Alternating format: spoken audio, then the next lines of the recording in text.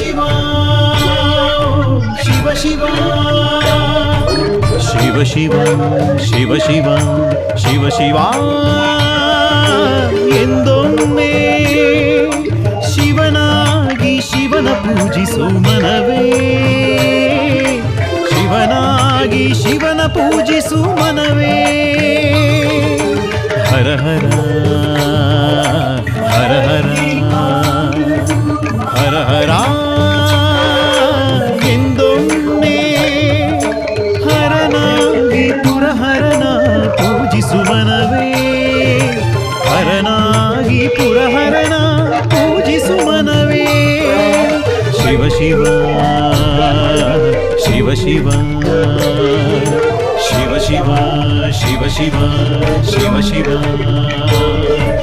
Shiva Shiva Shiva Shiva Shiva Shiva